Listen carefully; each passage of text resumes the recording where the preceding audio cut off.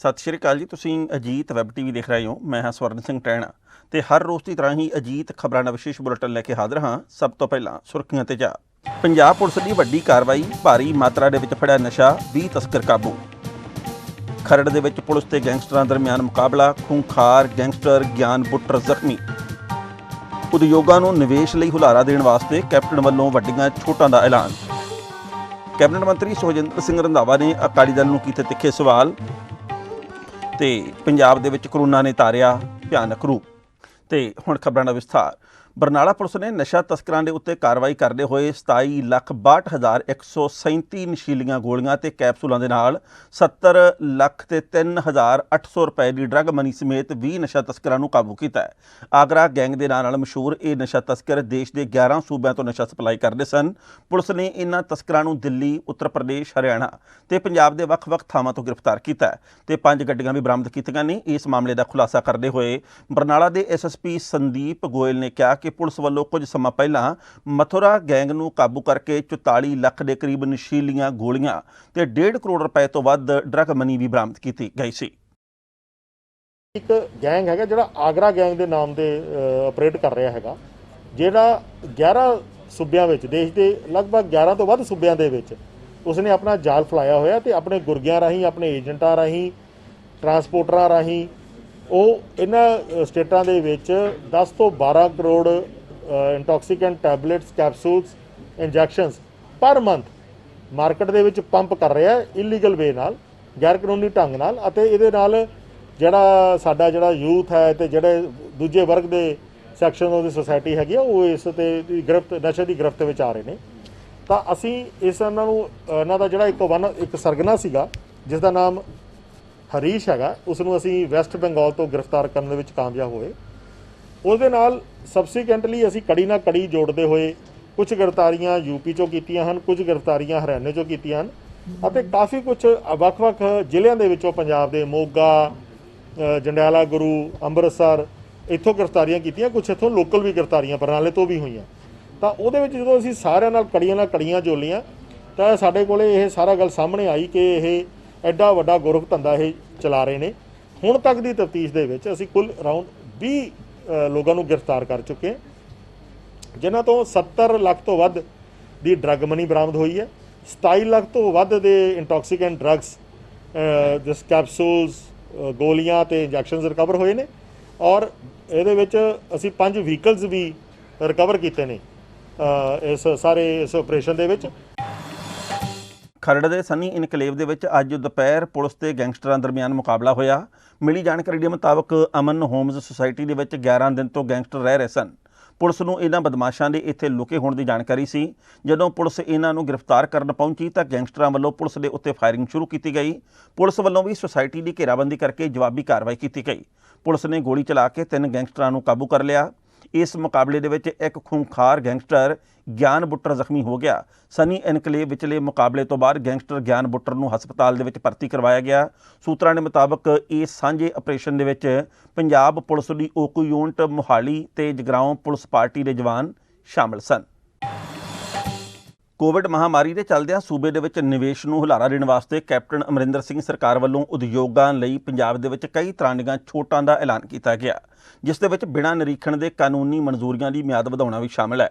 ਮੁੱਖ ਮੰਤਰੀ ਦੇ ਹੁਕਮਾਂ ਉੱਤੇ ਪੰਜਾਬ ਪ੍ਰਦੂਸ਼ਣ ਕੰਟਰੋਲ ਬੋਰਡ ਵੱਲੋਂ ਆਪਣੀ 184ਵੀਂ ਮੀਟਿੰਗ ਦੇ ਵਿੱਚ ਇਸ ਸੰਬੰਧੀ ਵਿਸਥਾਰਤ ਹਦਾਇਤਾਂ ਜਾਰੀ ਕੀਤੀਆਂ ਗਈਆਂ ਨੇ। ਮੁੱਖ ਮੰਤਰੀ ਦਫ਼ਤਰ ਦੇ ਬੁਲਾਰੇ ਨੇ ਕਿਹਾ ਕਿ ਕਦਮ ਇਹਨਾਂ ਮੁਸ਼ਕਲ ਸਥਿਤੀਆਂ ਦੇ ਵਿੱਚ ਕਾਨੂੰਨੀ ਪ੍ਰਵਾਨਗੀਆਂ ਹਾਸਲ ਕਰਨ ਦੀ ਪ੍ਰਕਿਰਿਆ ਨੂੰ ਹੋਰ ਆਸਾਨ ਕਰਨ ਦੇ ਆਦੇਸ਼ ਨਾਲ ਕੀਤਾ ਗਿਆ। ਉਹਨਾਂ ਨੇ ਕਿਹਾ ਕਿ ਇਹਨਾਂ ਛੋਟਾਂ ਨਾਲ ਮੌਜੂਦਾ ਮਹਾਮਾਰੀ ਦੇ ਸਮੇਂ ਦੌਰਾਨ ਨਿਵੇਸ਼ਕਾਂ ਨੂੰ ਸੂਬੇ ਵਿੱਚ ਨਿਰਵਿਘਨ ਨਿਵੇਸ਼ ਕਰਨ ਵਾਸਤੇ ਹੁਲਾਰਾ ਮਿਲੇਗਾ। ਬੇਅਦਬੀ, ਬਾਈਬਲ ਕਲਾਂ ਗੋਲੀਕਾਂਡ ਤੇ ਕੋਟਕਪੂਰਾ ਗੋਲੀਕਾਂਡ ਦੀ ਜਾਂਚ ਵਿੱਚ ਤੇਜ਼ੀ ਆਉਣ ਤੋਂ ਬਾਅਦ ਹੁਣ ਸੂਬੇ ਦੀ ਸਿਆਸਤ ਪੂਰੀ ਤਰ੍ਹਾਂ ਭਖ ਗਈ ਹੈ। ਕਾਂਗਰਸ ਤੇ ਅਕਾਲੀ ਦਲ ਨੇ ਇੱਕ ਦੂਜੇ ਖਿਲਾਫ ਤਿੱਖੇ ਹਮਲੇ ਕਰਨੇ ਸ਼ੁਰੂ ਕਰ ਦਿੱਤੇ ਨੇ। ਅਕਾਲੀ ਦਲ ਦੇ ਪ੍ਰਧਾਨ ਸੁਖਬੀਰ ਸਿੰਘ ਬਾਦਲ ਵੱਲੋਂ ਕਾਂਗਰਸ ਨੂੰ ਘੇਰਨ ਤੋਂ ਬਾਅਦ ਹੁਣ ਜਵਾਬ ਦੇ ਵਿੱਚ ਕੈਬਨਿਟ ਮੰਤਰੀ ਸੁਖਜਿੰਦਰ ਸਿੰਘ ਰੰਧਾਵਾ ਨੇ ਅਕਾਲੀ ਦਲ ਨੂੰ ਤਿੱਖੇ ਸਵਾਲ ਕੀਤੇ ਨੇ। ਰੰਧਾਵਾ ਨੇ 2007 ਦੇ ਵਿੱਚ ਗੁਰਮੀਤ ਰਾਮ ਰਹੀਮ ਦੇ ਖਿਲਾਫ ਗੁਰੂ ਗੋਬਿੰਦ ਸਿੰਘ ਜੀ ਦੀ ਮਿਲਦੀ ਜੁਲਦੀ ਪੁਸ਼ਾਕ ਪਾਉਣ ਦੇ ਉੱਤੇ ਦਰਜ ਕੇਸ ਨੂੰ ਲੈ ਕੇ ਅਕਾਲੀ ਦਲ ਨੂੰ ਘੇਰਿਆ। ਉਹਨਾਂ ਨੇ ਕਿਹਾ ਕਿ ਇਸ ਇਸ ਮਾਮਲੇ ਵਿੱਚ ਗੁਰਮੀਤ ਰਾਮ ਨੂੰ ਇਸ ਕਰਕੇ ਸਜ਼ਾ ਨਹੀਂ ਮਿਲੀ ਕਿਉਂਕਿ ਅਕਾਲੀ ਦਲ ਦੇ ਕਹਿਣ ਦੇ ਉੱਤੇ ਜਾਂਚ ਟੀਮ ਨੇ ਕਲੋਜ਼ਰ ਰਿਪੋਰਟ ਦਾਖਲ ਕੀਤੀ। ਰੰਧਾਵਾ ਨੇ ਕਿਹਾ ਕਿ 3 ਵਾਰ ਅਦਾਲਤ ਨੇ ਜਾਂਚ ਰਿਪੋਰਟ ਨੂੰ ਖਾਰਜ ਕਰ ਦਿੱਤਾ, ਪਰ ਚੌਥੀ ਵਾਰ ਚੋਣਾਂ ਤੋਂ 3 ਦਿਨ ਪਹਿਲਾਂ ਇਸ ਨੂੰ ਮਨਜ਼ੂਰ ਕਰ ਲਿਆ।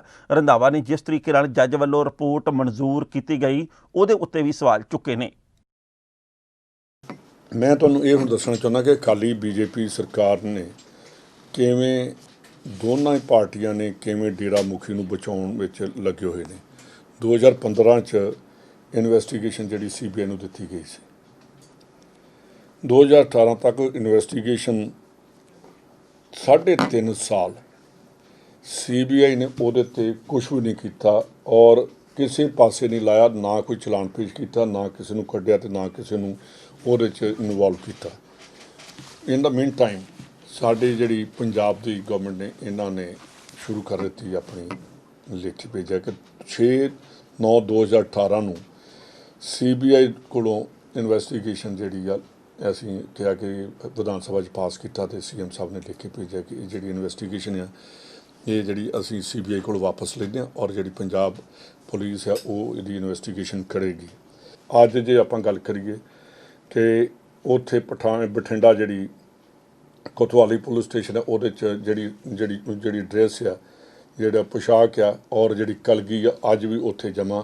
ਉੱਥੇ ਇਹਨਾਂ ਦਾ ਡੇਰਾ ਉੱਥੇ ਅੱਜ ਵੀ ਸਲਾਬਤਪੁਰੇ ਉਹਦਾ ਜਿਹੜਾ ਕੜਾਏ ਦੇ ਵਿੱਚ ਜਾਮ ਇਨਸਾ ਜਿਹੜਾ ਤਿਆਰ ਕੀਤਾ ਅੱਜ ਵੀ ਉੱਥੇ ਪਿਆ। ਅਤੇ ਉਹਦੇ 'ਚ ਅਚਾਨਕ 2000 ਵੋਟਾਂ ਤੋਂ 3 ਦਿਨ ਪਹਿਲਾਂ ਕੈਂਸਲੇਸ਼ਨ ਰਿਪੋਰਟ ਜਿਹੜੀ ਫਾਈਲ ਕਰ ਦਿੱਤੀ ਜਾਂਦੀ ਆ। ਇਹ ਇੱਥੋਂ ਤੱਕ ਇਹ ਹੈ ਕਿ 3 ਦਿਨ ਪਹਿਲਾਂ ਕਿ 4.5 ਸਾਲ ਤੇ ਆਪਾਂ ਕੋਈ ਗੱਲ ਨਹੀਂ ਕਰਦੇ, 3 ਦਿਨ ਪਹਿਲਾਂ ਜਿਹੜੀ ਕੈਂਸਲੇਸ਼ਨ ਰਿਪੋਰਟ ਉਹ ਡਿਪਾਰਟਮੈਂਟ ਕਰ ਰਿਹਾ ਜਿਹਦਾ ਹੈੱਡ ਸੁਖਬੀਰ ਸਿੰਘ ਬਾਦਲ ਹੈ ਕਿਉਂਕਿ ਹੋਮ ਮਿਨਿਸਟਰ ਉਹ ਆ। ਪੰਜਾਬ ਦੇ ਵਿੱਚ ਇਸ ਸਮੇਂ ਕਰੋਨਾ ਨੇ ਖਤਰਨਾਕ ਰੂਪ ਧਾਰਿਆ ਹੋਇਆ ਤੇ ਰੋਜ਼ਾਨਾ ਵੱਡੀ ਗਿਣਤੀ ਵਿੱਚ ਕਰੋਨਾ ਦੇ ਕੇਸ ਸਾਹਮਣੇ ਆਉਣ ਦੇ ਨਾਲ ਕਈ ਲੋਕ ਮੌਤ ਦੇ ਮੂੰਹ ਦੇ ਵਿੱਚ ਜਾ ਰਹੇ ਨੇ। ਪੰਜਾਬ ਦੇ ਵਿੱਚ ਆਏ ਦਿਨ ਮੋਹਰਲੀ ਕਤਾਰ ਦੇ ਵਿੱਚ ਡਿਊਟੀ ਨਿਭਾਉਣ ਵਾਲੇ ਸਿਵਲ ਪੁਲਿਸ ਪ੍ਰਸ਼ਾਸਨਿਕ ਅਧਿਕਾਰੀ ਤੇ ਮੁਲਾਜ਼ਮ ਵੀ ਇਸ ਦੀ ਲਪੇਟ ਦੇ ਵਿੱਚ ਆ ਰਹੇ ਨੇ। ਹੁਸ਼ਿਆਰਪੁਰ ਜ਼ਿਲ੍ਹੇ ਦੀ ਗੱਲ ਕੀਤੀ ਜਾਵੇ ਤਾਂ 51 ਹੋਰ ਕਰੋਨਾ ਪੋਜ਼ਿਟਿਵ ਮਰੀਜ਼ਾਂ ਦੀ ਪੁਸ਼ਟੀ ਹੋਣ ਤੋਂ ਬਾਅਦ ਪੀੜਤਾਂ ਦੀ ਗਿਣਤੀ ਵੱਧ ਕੇ 459 ਹੋ ਗਈ ਹੈ। ਇਸ ਸੰਬੰਧੀ ਜਾਣਕਾਰੀ ਦਿੰਦਿਆਂ civil surgeon doctor Jasbir Singh ਨੇ ਕਿਹਾ ਕਿ ਇਹਨਾਂ ਵਿੱਚ 43 ਮਰੀਜ਼ BSF ਕੈਂਪ ਖੜਕਾਂ ਤੇ 8 ਹੋਰ ਮਰੀਜ਼ ਜ਼ਿਲ੍ਹਾ ਹੁਸ਼ਿਆਰਪੁਰ ਨਾਲ ਸੰਬੰਧਿਤ ਪੋਜ਼ਿਟਿਵ ਪਾਏ ਗਏ ਨੇ।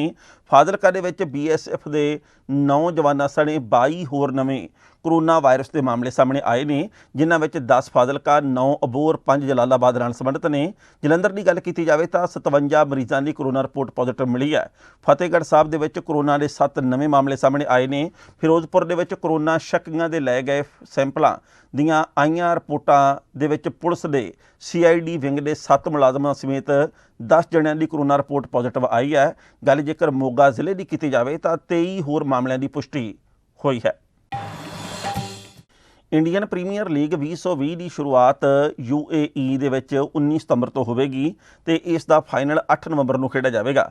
IPL ਦੇ ਚੇਅਰਮੈਨ ਬ੍ਰਿਜੇਸ਼ ਪਟੇਲ ਨੇ ਇਹ ਜਾਣਕਾਰੀ ਦਿੱਤੀ ਹੈ। IPL ਗਵਰਨਿੰਗ ਕੌਂਸਲ ਦੀ ਅਗਲੇ ਹਫ਼ਤੇ ਬੈਠਕ ਹੋਵੇਗੀ, ਜਿਸ ਵਿੱਚ ਟੂਰਨਾਮੈਂਟ ਦੇ ਸਮਾਂ ਸੂਚੀ ਦੇ ਨਾਲ ਖਿਡਾਰੀਆਂ ਦੇ ਦੁਬਈ ਲਈ ਰਵਾਨਗੀ ਦੇ ਮੁੱਦੇ ਦੇ ਉੱਤੇ ਗੱਲਬਾਤ ਹੋਵੇਗੀ। ਬਰਜੇਸ਼ ਪਟੇਲ ਨੇ ਕਿਹਾ ਕਿ IPL 19 ਸਤੰਬਰ ਦਿਨ ਸ਼ਨੀਵਾਰ ਨੂੰ ਸ਼ੁਰੂਆਤ ਹੋਵੇਗੀ ਤੇ ਫਾਈਨਲ 8 ਨਵੰਬਰ ਨੂੰ ਖੇਡਿਆ ਜਾਵੇਗਾ। ਇਸ ਤਰ੍ਹਾਂ ਇਹ 51 ਦਿਨ ਤੱਕ ਚੱਲੇਗਾ ਤੇ ਇਹ ਫਰੈਂਚਾਈਜ਼ੀਆਂ, ਬ੍ਰੌਡਕਾਸਟਰਾਂ ਤੋਂ ਇਲਾਵਾ ਹੋਰ ਹਿੱਸੇਦਾਰਾਂ ਵਾਸਤੇ ਵੀ ਅਨੁਕੂਲ ਹੋਵੇਗਾ।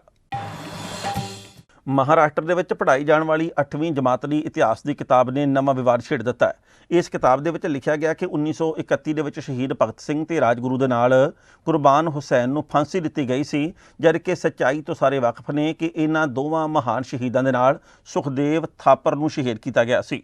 ਪਰ ਸ਼ਹੀਦ ਸੁਖਦੇਵ ਦੀ ਥਾਂ ਦੇ ਉੱਤੇ ਕੁਰਬਾਨ ਹੁਸੈਨ ਦਾ ਨਾਂ ਸ਼ਾਮਲ ਕੀਤਾ ਗਿਆ, ਜਿਸ ਨੂੰ ਲੈ ਕੇ ਸ਼ਹੀਦ ਸੁਖਦੇਵ ਦੇ ਪਰਿਵਾਰਕ ਮੈਂਬਰਾਂ ਦੇ ਵੱਲੋਂ ਨਾਰਾਜ਼ਗੀ ਪ੍ਰਗਟਾਈ ਗਈ ਹੈ। ਪਰਿਵਾਰਕ ਮੈਂਬਰਾਂ ਦੇ ਵੱਲੋਂ ਇਹ ਗੱਲ ਕਹੀ ਗਈ ਹੈ ਕਿ ਅੱਜ ਅਸੀਂ ਹਿੰਦੁਸਤਾਨ ਦੇ ਵਿੱਚ ਆਜ਼ਾਦ ਫਿਜ਼ਾ ਵਿੱਚ ਸਾਹ ਲੈ ਰਹੇ ਹਾਂ, ਪਰ ਸਰਕਾਰਾਂ ਦੇ ਵੱਲੋਂ ਸ਼ਹੀਦਾਂ ਦੀਆਂ ਕੁਰਬਾਨੀਆਂ ਨੂੰ ਅਣਗੌਲਿਆ ਕੀਤਾ ਜਾ ਰਿਹਾ ਹੈ। ਸਾਨੂੰ ਪੁਣੇ ਤੋਂ ਸਾਡੇ ਰਾਜਗੁਰੂ ਜੀ ਦੇ ਫੈਮਿਲੀ ਦੇ ਮੈਂਬਰ ਹੈਗੇ ਆ, ਔਰ ਖੇਰ ਪਿੰਡ ਦੇ ਵਿੱਚ ਵੀ ਜਿਹੜਾ ਰਾਜਗੁਰੂ ਜੀ ਦਾ ਘਰ ਹੈ ਉਹਨੂੰ ਦੇਖ ਰੇਖ ਕਰਦੇ, ਉਹਨਾਂ ਨੂੰ ਵੀ ਸਾਨੂੰ ਫੋਨ ਆਇਆ ਕਿ ਮਹਾਰਾਸ਼ਟਰ ਦੀ 8ਵੀਂ ਕਲਾਸ ਦੇ ਮਰਾਠੀ ਬੁੱਕਸ ਦੇ ਵਿੱਚ ਸ਼ਹੀਦ ਆਜ਼ਮ ਭਗਤ ਸਿੰਘ, ਰਾਜਗੁਰੂ ਸੁਖਦੇਵ ਥਾਪਰ ਦੀ ਜਗ੍ਹਾ ਕੁਰਬਾਨ ਹੁਸੈਨ ਨਾਮ ਲਿਖਿਆ ਗਿਆ। ਸਾਨੂੰ ਬੜੇ ਦੁੱਖ ਨਾਲ ਕਹਿਣਾ ਪੈ ਰਿਹਾ ਕਿ ਸਾਡੇ ਹਿੰਦੂ ਸ਼ਹੀਦ ਨੂੰ ਭੇਦਭਾਵ ਕਿਉਂ ਕੀਤਾ ਜਾ ਰਿਹਾ ਹੈ। 2012 ਦੇ ਵਿੱਚ ਇਹਨਾਂ ਨੂੰ ਜਾਤੀਵਾਦ ਵੰਡਣ ਦੀ ਕੋਸ਼ਿਸ਼ ਕੀਤੀ, ਸੁਖਦੇਵ ਜੀ ਨੂੰ ਹਥਿਆਰਾ ਦੱਸਿਆ। ਇਹ ਕਾਂਗਰਸ ਦੀ ਪੱਤਰਿਕਾ 2012 ਦੇ ਵਿੱਚ ਵੀ ਇਹਨਾਂ ਨੂੰ ਹਥਿਆਰਾ ਦੱਸਿਆ ਗਿਆ। ਪਰ ਕਿਉਂ, ਸਾਨੂੰ ਬੜਾ ਅਫਸੋਸ ਦੇ ਨਾਲ ਕਹਿਣਾ ਪੈਂਦਾ ਕਿ ਸ਼ਹੀਦ ਆਜਮ ਭਗਤ ਸਿੰਘ, ਰਾਜਗੁਰੂ, ਸੁਖਦੇਵ ਜੀ, ਤਿੰਨ ਜਿਸਮ ਇੱਕ ਜਾਨ ਸੀ, ਜਿਨ੍ਹਾਂ ਨੇ ਦੇਸ਼ ਦੀ ਆਜ਼ਾਦੀ ਲਈ ਆਪਣੀ ਜਾਨ ਕੁਰਬਾਨ ਕਰਤੀ। ਪਰ ਉਹਦਾ ਨਾਲ ਹਮੇਸ਼ਾ ਹੀ ਅਸੀਂ ਦਿੱਲੀ ਯੂਨੀਵਰਸਿਟੀ ਦੇ ਵਿੱਚ ਵੀ ਇਹਨਾਂ ਨੂੰ ਹਥਿਆਰਾ ਦੱਸਿਆ ਗਿਆ ਸੀ ਬੁੱਕਸ ਦੇ ਵਿੱਚ, ਉਹ ਵੀ ਅਸੀਂ 12 ਦਿਨ ਦੀ ਭੁੱਖ ਹੜਤਾਲ ਰੱਖਣ ਦੀ। ਉਸ ਤੋਂ ਬਾਅਦ ਇਹਨਾਂ ਨੇ ਸਾਡੇ ਤੋਂ ਮਾਫੀ ਮੰਗੀ, ਉਹ ਬੁੱਕਸ ਨੂੰ ਉਡਾ ਦਿੱਤਾ ਗਿਆ। ਔਰ ਪਰ ਇਹ ਬਾਰ-ਬਾਰ ਕਿਉਂ ਹੋ ਰਿਹਾ, ਸਾਨੂੰ ਇਸ ਗੱਲ ਦੀ ਸਮਝ ਨਹੀਂ ਆ ਰਹੀ ਕਿ ਸੁਖਦੇਵ ਜੀ ਨੂੰ ਅਣਦੇਖਾ ਕਿਉਂ ਕੀਤਾ ਜਾ ਰਿਹਾ। ਸ਼ਾਹਕੋਟ ਵਿੱਚੋਂ ਦੀ ਲੰਘਦੀ ਜਲੰਧਰ ਮੋਗਾ ਨੈਸ਼ਨਲ ਹਾਈਵੇ ਦੀ ਹਾਲਤ ਪਿਛਲੇ ਕਰੀਬ 2 ਦਹਾਕਿਆਂ ਤੋਂ ਬੇਹੱਦ ਖਰਾਬ ਹੋਣ ਕਰਕੇ ਸ਼ਾਹਕੋਟ ਸਮੇਤ ਆਸ-ਪਾਸ ਦੇ ਪਿੰਡਾਂ ਦੇ ਲੋਕਾਂ ਨੂੰ ਲੰਘਣ ਵਿੱਚ ਭਾਰੀ ਪਰੇਸ਼ਾਨੀ ਦਾ ਸਾਹਮਣਾ ਕਰਨਾ ਪੈ ਰਿਹਾ। ਲੋਕਾਂ ਦੀ ਮੁਸ਼ਕਲ ਨੂੰ ਦੇਖਦਿਆਂ ਹਰਦੇਵ ਸਿੰਘ ਲਾਡੀ ਸ਼ੇਰੋਵਾਲੀਆ ਵਿਧਾਇਕ ਹਲਕਾ ਸ਼ਾਹਕੋਟ ਵੱਲੋਂ ਯਤਨ ਕਰਕੇ ਕੇਂਦਰ ਸਰਕਾਰ ਤੱਕ ਪਹੁੰਚ ਕੀਤੀ ਗਈ ਤੇ ਇਸ ਸੜਕ ਨੂੰ ਮਨਜ਼ੂਰ ਕਰਾਉਣ ਉਪਰੰਤ ਟੈਂਡਰ ਲਵਾਇਆ ਗਿਆ। ਸ਼ੁੱਕਰਵਾਰ ਨੂੰ ਪੁਲਿਸ ਸਟੇਸ਼ਨ ਸ਼ਾਹਕੋਟ ਦੇ ਬਾਹਰ ਸਤੀਸ਼ ਰਿਹਾਨ ਪ੍ਰਧਾਨ ਨਗਰ ਪੰਚਾਇਤ ਸ਼ਾਹਕੋਟ ਦੀ ਅਗਵਾਈ ਤੇ ਦੇਸ਼ ਰਾਜ ਕਾਰਜ ਸਾਧਕ ਅਫਸਰ ਦੀ ਦੇਖਰੇਖ ਦੇ ਵਿੱਚ ਕਰਵਾਏ ਗਏ ਪ੍ਰਭਾਵਸ਼ਾਲੀ ਸਮਾਗਮ ਦੇ ਵਿੱਚ ਲਾਡੀ ਸ਼ੇਰੋਵਾਲੀਆ ਵੱਲੋਂ 5 ਕਰੋੜ 42 ਲੱਖ ਰੁਪਏ ਦੀ ਲਾਗਤ ਦੇ ਨਾਲ ਪਰਜੀਆਂ ਬਾਈਪਾਸ ਤੋਂ ਮਲਸੀਆਂ ਬਾਈਪਾਸ ਤੱਕ ਸ਼ਾਹਕੋਟ ਸ਼ਹਿਰੀ ਏਰੀਏ ਦੀ ਸੜਕ ਦੇ ਨਵ ਨਿਰਮਾਣ ਦਾ ਨੀਂਹ ਪੱਥਰ ਰੱਖਿਆ ਗਿਆ। ਅੱਜ ਸ਼ਾਹਕੋਟ ਸ਼ਹਿਰ ਦੀ ਬੜੀ ਵੱਡੀ ਇੱਕ ਪੁਰਾਣੀ ਸਮੱਸਿਆ ਸੀ। ਸਾਡਾ ਮੋਗਾ ਤੋਂ ਜਲੰਧਰ ਨੂੰ ਹਾਈਵੇ ਜਾਂਦਾ ਸੀ, ਨੈਸ਼ਨਲ ਹਾਈਵੇ ਆ, ਤੇ ਸਾਡੇ ਪਿਛਲੇ ਸਮੇਂ 'ਚ ਨਵਾਂ ਹਾਈਵੇ ਮਨਜ਼ੂਰ ਹੋ ਗਿਆ, ਸ਼ਾਹਕੋਟ ਤੋਂ ਬਾਈਪਾਸ ਬਣ ਗਿਆ। ਤੇ ਇਹ ਜਿਹੜਾ ਪੁਰਾਣਾ ਹਾਈਵੇ ਸੀ, ਇਹਨੂੰ ਜਿਹੜਾ ਇਹ ਲਵਾਰਸ ਹੋ ਗਿਆ ਸੀ ਇੱਕ ਤਰ੍ਹਾਂ। ਤੇ ਜਿਹੜਾ ਬਹੁਤ ਲੰਮਾ ਸਮਾਂ ਪਹਿਲਾਂ ਇਹ ਬਣਨਾ ਚਾਹੀਦਾ ਸੀ, ਸਾਡੇ ਤੋਂ ਪਹਿਲੇ ਵਾਲੀਆਂ ਸਰਕਾਰਾਂ ਜਾਂ ਪਹਿਲੋਂ ਵਾਲੇ ਜਿਹੜੇ ਇੱਥੇ ਮੰਤਰੀ ਸਾਹਿਬਾਨ ਸੀ, ਉਹਨਾਂ ਨੇ ਆਪਣੀ ਜ਼ਿੰਮੇਵਾਰੀ ਨਹੀਂ ਸਮਝਿਆ। ਔਰ ਅੱਜ ਮੈਨੂੰ ਵੀ ਬਹੁਤ ਇਸ ਕੰਮ ਲਈ ਸੰਘਰਸ਼ ਕਰਨਾ ਪਿਆ ਕਿ ਤਕਰੀਬਨ 1.5-2 ਸਾਲ ਤੋਂ ਮੈਂ ਲੱਗਾ ਹੋਇਆ ਇਸ ਕੰਮ ਨੂੰ। ਔਰ 2 ਸਾਲ ਦੇ ਵਿੱਚ ਜਾ ਕੇ ਮੇਰਾ ਇਹ ਪ੍ਰੋਜੈਕਟ ਕੰਪਲੀਟ ਹੋਇਆ। ਇਹ 3-4 ਵਾਰ ਇਹਦੇ ਦਿੱਲੀ ਭੇਜੇ, ਕੇਸ ਬਣ ਕੇ ਆਬਜੈਕਸ਼ਨ ਲੱਗ ਕੇ ਆ ਗਏ, ਉਹ ਨਹੀਂ ਸੀ ਸਾਨੂੰ ਬਣਾ ਕੇ ਦੇਣਾ ਚਾਹੁੰਦੇ। ਔਰ ਇਹਦੇ ਨਾਲ ਮੇਰੀ ਲੜਾਈ ਹੋਈ ਸੀ ਉਹਨਾਂ ਨੂੰ ਵੀ ਤੁਸੀਂ ਕਿਸੇ ਵੀ ਬਾਡੀ ਨੂੰ ਜਦੋਂ ਹੈਂਡਓਵਰ ਕਰਨੀ ਚੀਜ਼ ਤੇ ਤੁਸੀਂ ਲਵਾਰਸ ਤਰੀਕੇ 'ਚ ਨਹੀਂ ਹੈਂਡਓਵਰ ਕਰ ਸਕਦੇ, ਤੁਸੀਂ ਉਹਨੂੰ ਪ੍ਰੋਪਰ ਬਣਾ ਕੇ ਸਾਨੂੰ ਹੈਂਡਓਵਰ ਕਰ ਦਿਓ। ਫਿਰ ਜਿਹੜੀ ਸਰਕਾਰ ਆ ਸਟੇਟ ਆਪਣੀ ਉਹਨੂੰ ਆਪਣੇ ਸਪੁਰਦ ਲੈ ਲੂਗੀ। ਸੋ ਇਸ ਕਰਕੇ ਆਪਾਂ ਲੰਮਾ ਸੰਘਰਸ਼ ਕਰਕੇ ਇਹਨੂੰ ਅਸੀਂ ਕੰਮ ਨੂੰ ਕਾਮਯਾਬ ਕੀਤਾ। ਸਿਹਤ ਮੁਲਾਜ਼ਮ ਸੰਘਰਸ਼ ਕਮੇਟੀ ਦੇ ਸੱਦੇ ਉੱਤੇ ਜ਼ਿਲ੍ਹਾ ਫਰੀਦਕੋਟ ਤੇ ਬਠਿੰਡਾ ਵਿੱਚ ਕਰਮਚਾਰੀਆਂ ਵੱਲੋਂ ਕੋਵਿਡ-19 ਦੀਆਂ ਹਦਾਇਤਾਂ ਨੂੰ ਧਿਆਨ ਵਿੱਚ ਰੱਖਦੇ ਹੋਏ ਰੋਸ ਜ਼ਾਹਰ ਕੀਤਾ ਗਿਆ। ਇਸ ਤੋਂ ਬਾਅਦ 5 ਕਰਮਚਾਰੀਆਂ ਨੇ ਭੁੱਖ ਹੜਤਾਲ ਕੀਤੀ। ਬਠਿੰਡਾ ਵਿੱਚ ਗਗਨਦੀਪ ਸਿੰਘ ਸੂਬਾ ਜਨਰਲ ਸਕੱਤਰ, ਰੇਖਾ ਰਾਣੀ ਕਨਵੀਨਰ, ਭੁਪਿੰਦਰ ਕੌਰ ਤਲਵੰਡੀ ਸਾਬੋ, ਕਿਰਨ ਸੰਗਤ, ਅਮਨਦੀਪ ਕੁਮਾਰ, ਐਂਟੀ ਲਾਰਵਾ ਬਠਿੰਡਾ ਬੈਠੇ ਸਨ। ਉਹਨਾਂ ਦਾ ਕਹਿਣਾ ਹੈ ਕਿ ਪੰਜਾਬ ਸਰਕਾਰ ਵੱਲੋਂ ਮਲਟੀਪਰਪਜ਼ ਕਾਮਿਆਂ ਦੀਆਂ ਮੰਗਾਂ ਨੂੰ ਅਣਗੌਲਿਆ ਕੀਤਾ ਜਾ ਰਿਹਾ। ਜੇਕਰ ਸਰਕਾਰ ਵੱਲੋਂ ਸਿਹਤ ਕਾਮਿਆਂ ਦੀਆਂ ਇਹਨਾਂ ਮੰਗਾਂ ਨੂੰ ਨਾ ਮੰਨਿਆ ਗਿਆ ਤਾਂ 7 ਅਗਸਤ 2020 ਨੂੰ ਮੋਤੀ ਮਹਿਲ ਪਟਿਆਲਾ ਦਾ ਘਿਰਾਓ ਕੀਤਾ ਜਾਵੇਗਾ। ਇਸ ਦੇ ਨਾਲ ਹੀ ਫਰੀਦਕੋਟ ਜ਼ਿਲ੍ਹਾ ਪ੍ਰਮੁੱਖ ਕੰਟਰੈਕਟਰ ਮਲਟੀਪਰਪਜ਼ ਹੈਲਥ ਵਰਕਰ ਦੀ ਪ੍ਰਧਾਨ ਗੁਰਮੀਤ ਕੌਰ ਨੇ ਵੀ ਸਰਕਾਰ ਨੂੰ ਮੰਗਾਂ ਪੂਰੀਆਂ ਕਰਨ ਦੇ ਲਈ ਅਪੀਲ ਕੀਤੀ। ਅੱਜ ਅਸੀਂ ਸਟੇਟ ਕਮੇਟੀ ਦੇ ਫੈਸਲੇ ਦੇ ਮੁਤਾਬਕ ਅੱਜ ਪੂਰੇ ਪੰਜਾਬ ਦੇ ਵਿੱਚ ਸਿਵਲ ਸਰਜਨਾਂ ਦਫ਼ਤਰਾਂ ਦੇ ਅੱਗੇ ਹਰ ਜ਼ਿਲ੍ਹੇ ਦੇ ਅੰਦਰ 5 ਜਿਹੜੇ ਸਾਡੇ ਸਾਥੀ ਆ ਉਹ ਭੁੱਖ ਹੜਤਾਲ ਤੇ ਬੈਠੇ ਹੈਗੇ ਆ। ਇਹ ਭੁੱਖ ਹੜਤਾਲ ਆ ਇਹ ਲਗਾਤਾਰ ਚੱਲਣੀ ਹੈਗੀ ਆ। ਭੁੱਖ ਹੜਤਾਲ ਅਸੀਂ ਪਿਛਲੇ ਦਿਨਾਂ ਤੋਂ ਪਿਛਲੇ ਕਾਫੀ ਸਮੇਂ ਤੋਂ ਸਰਕਾਰ ਨੂੰ ਬਾਰ-ਬਾਰ ਮੰਗ ਪੱਤਰਾਂ ਰਾਹੀਂ ਮੰਗ ਉਠਾ ਰਹੇ ਹੈਗੇ ਆ ਕਿ ਜਿਹੜੀ ਇਹ ਨਵੀਂ ਭਰਤੀ ਕੱਢਣ ਜਾ ਰਹੇ ਹੈਗੇ ਆ ਵੀ ਉਹ ਭਰਤੀ ਤੋਂ ਪਹਿਲਾਂ ਜਿਹੜੇ ਕੰਟਰੈਕਟ ਤੇ ਕੱਚੇ ਕਾਮੇ ਕੰਮ ਕਰਦੇ ਹੈਗੇ ਆ ਉਹਨਾਂ ਨੂੰ ਵਿਚਾਰਿਆ ਜਾਵੇ, ਉਹਨਾਂ ਨੂੰ ਇਹਨਾਂ ਸੀਟਾਂ ਤੇ ਲਿਆ ਕੇ ਪੱਕੇ ਕੀਤਾ ਜਾਵੇ, ਕਿਉਂਕਿ ਸਾਡਾ ਪਹਿਲਾਂ ਕੈਬਨਿਟ ਦੇ ਵਿੱਚ ਇਹਨਾਂ ਸੀਟਾਂ ਤੇ ਐਡਜਸਟ ਹੋ ਕੇ ਪੱਕੇ ਹੋਣ ਦਾ ਫੈਸਲਾ ਹੋ ਚੁੱਕਿਆ। ਇਹਨਾਂ ਸੀਟਾਂ ਉੱਪਰ ਸਾਡਾ ਹੱਕ ਹੈ। ਅਸੀਂ ਸਾਡੀ ਜਿਹੜੀ ਇਹ ਭੁੱਖ ਹੜਤਾਲ ਆ ਇਹ ਉਨੀ ਦੇਰ ਤੱਕ ਜਾਰੀ ਰਹੇਗੀ ਜਿੰਨੀ ਦੇਰ ਤੱਕ ਸਾਡੀਆਂ ਮੰਗਾਂ ਤੇ ਸਰਕਾਰ ਗੌਰ ਨਹੀਂ ਕਰਦੀ ਹੈਗੀ। ਅੰਮ੍ਰਿਤਸਰ ਦੇ ਪੁਲਿਸ ਥਾਣਾ ਲੋਪੋਕੇ ਅਧੀਨ ਆਉਂਦੇ ਪਿੰਡ ਕੋਹਾਲੀ ਵਿਖੇ ਇੱਕ ਨੌਜਵਾਨ ਨਸ਼ੇ ਦੀ ਭੇਟ ਚੜ੍ਹ ਗਿਆ। ਮ੍ਰਿਤਕ ਦੀ ਪਛਾਣ 35 ਸਾਲ ਦੇ ਜਗਦੀਸ਼ ਸਿੰਘ ਦੇ ਰੂਪ ਦੇ ਵਿੱਚ ਹੋਈ ਹੈ। ਪੁੱਤ ਦੀ ਮੌਤ ਤੋਂ ਦੁਖੀ ਮਾਂ ਜੋਗਿੰਦਰ ਕੌਰ ਤੇ ਭੈਣ ਕੁਲਵਿੰਦਰ ਕੌਰ ਨੇ ਕਿਹਾ ਕਿ ਉਹ ਗਲਤ ਸੰਗਤ ਦੇ ਵਿੱਚ ਪੈਣ ਕਰਕੇ ਪਿਛਲੇ 15 ਵਰ੍ਹਿਆਂ ਤੋਂ ਨਸ਼ੇ ਦਾ ਆਦੀ ਹੋ ਚੁੱਕਾ ਸੀ। ਚੌਲ ਵੇਚਣ ਦਾ ਉਹ ਧੰਦਾ ਕਰਦਾ ਨੌਜਵਾਨ ਕਈ ਵਾਰ ਨਸ਼ਾ ਛੱਡ ਕੇ ਦੁਬਾਰਾ ਸ਼ੁਰੂ ਕਰ ਦਿੰਦਾ ਸੀ। ਨੌਜਵਾਨ ਦਾ ਕੁਝ ਸਮਾਂ ਪਹਿਲਾਂ ਵਿਆਹ ਹੋਇਆ ਪਰ ਉਸ ਦੀ ਘਰਵਾਲੀ ਨਸ਼ਿਆਂ ਕਰਕੇ ਉਸ ਨੂੰ ਛੱਡ ਕੇ ਵਾਪਸ ਪੇਕੇ ਚਲੀ ਗਈ ਸੀ। ਉਹੀ ਪਰ ਰਾਤ ਦਿਨੇ ਇਹੋ ਤੋਂ ਚਾਹ ਪਾਣੀ ਦਿੰਦਾ ਹੈ, ਆਪੇ ਬਣਾ ਦੇਣੀ ਉਹਨੇ। ਤੇ ਜਿਵੇਂ ਸਰਕਾਰ ਕਹਿੰਦੀ ਆ ਅਸੀਂ ਨਸ਼ੇ ਖਤਮ ਕਰਤੇ ਆ, ਤੇ ਪਰ ਅਜੇ ਵੀ ਨੌਜਵਾਨ ਜਿਹੜੇ ਆ ਮਰ ਰਹੇ ਆ। ਤੁਹਾਡੇ ਇਸ ਪਿੰਡ 'ਚ ਕਈ ਮੁੰਡੇ ਮਰ ਗਏ ਇਸੇ ਤਰ੍ਹਾਂ ਨਸ਼ਿਆਂ ਨਾਲ, ਤੇ ਤੁਸੀਂ ਮੰਗ ਕੀ ਕਰਦੇ ਹੋ ਸਰਕਾਰ ਨਹੀਂ ਤੋਂ? ਮੈਂ ਆਂਦੀ ਨਹੀਂ ਸਾਂ, ਇਸ ਤਰ੍ਹਾਂ ਹੋ ਗਿਆ ਦੂਜੇ ਵੱਜਣ। ਮੈਂ ਜੋ ਫੜਨ ਆਉਂਦੇ ਤੇ ਮੈਂ ਨਾ ਤੁਸੀਂ ਆਂਦੇ ਨਸ਼ੇ ਬੰਦ ਕਰ ਦਿੱਤੇ, ਆਪੇ ਵੇਚੀ ਜਾਂਦੇ, ਆਪੇ ਮੁੰਡੇ ਫੜ ਕੇ ਲੈ ਜਾਂਦੇ ਜੇ। ਪੈਸੇ ਅਸੀਂ ਕਿੱਥੋਂ ਦਈਏ? ਮੇਰੇ ਕੋਲ ਤੁਸੀਂ ਪੈਸੇ ਮੰਗਦੇ ਜੇ। ਕੌਣ ਪੈਸੇ ਮੰਗਦਾ ਮਾਤਾ ਜੀ? ਉਹ ਪੁਲਿਸ ਵਾਲੇ ਕਾਹਦੇ ਪੈਸੇ ਮੰਗਦੇ ਸੀ? ਪੈਸੇ ਫਿਰ ਉਹ ਛੱਡਦੇ ਤਾਂ ਹੀ ਪੈਸੇ ਲੈ ਕੇ। ਅੱਛਾ, ਫੜ ਕੇ ਖੜਿਆ ਇਹਨੂੰ ਪਹਿਲਾਂ ਕਈ ਵਾਰ? ਆਪੇ ਇਸ ਤਰ੍ਹਾਂ ਲੈ ਲੂ ਇਸ ਤਰ੍ਹਾਂ ਲੈ ਜਾਂਦੇ। ਉਹਨਾਂ ਨੇ ਜਦੋਂ ਅੰਦਰ ਪਿੱਠਣਾ ਰੋਣਾ ਮਿਲਣਾ ਨਾ ਕੋਲ। ਇਹ ਸੀ ਅਜੀਤ ਖਬਰਾਂ ਦਾ ਵਿਸ਼ੇਸ਼ ਬੁਲੇਟਿਨ। ਤਾਜ਼ਾ ਤਰੀਨ ਤੇ ਨਵਗਨਕੋਰ ਖਬਰਾਂ ਲੈ ਕੇ ਦੋਸਤੋ ਅਸੀਂ ਕੱਲ੍ਹ ਨੂੰ ਇਸੇ ਵਕਤ ਫਿਰ ਹਾਜ਼ਰ ਹੋਵਾਂਗੇ। ਉਦੋਂ ਤੱਕ ਲਈ ਆਗਿਆ ਦਿਓ। ਬਹੁਤ ਬਹੁਤ ਮਿਹਰਬਾਨੀ।